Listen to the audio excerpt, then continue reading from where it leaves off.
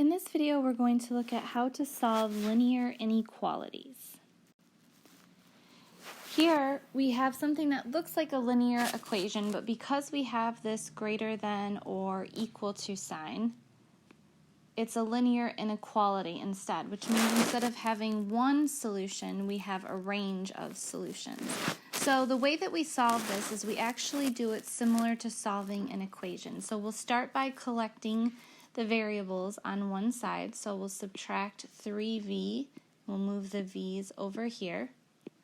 So I have 3v minus 19 is greater than or equal to negative 4. And then what we'll do is we'll move the constant, this minus 19, we're going to add it to both sides. And we end up with 3v is greater than or equal to 15. Divide both sides by 3, and v is greater than or equal to 5.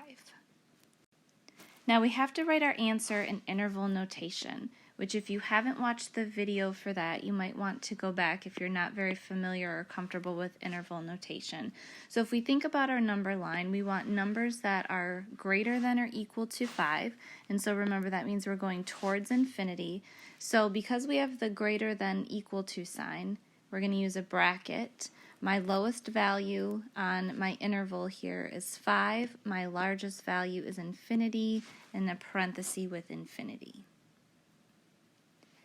Let's look at another example here. So I'm going to start by moving this 2 to the other side by subtracting it. So we have negative 6v is greater than negative 24.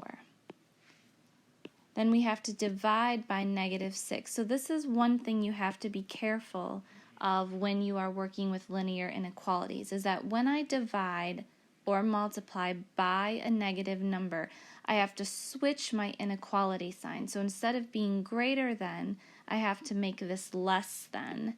And then I'm going to have v is less than 4 here. So that's only when you multiply or divide by a negative number. So it doesn't matter that the 24 is negative. What matters is that this number I'm dividing by is negative. And then again, we'll write that in interval notation. So if I say 4 is here, I want numbers less than, which means I'm moving towards negative infinity. So here's my interval from negative infinity to 4, and this time I'm using a parenthesis because it's only a less than and not a less than or equal to.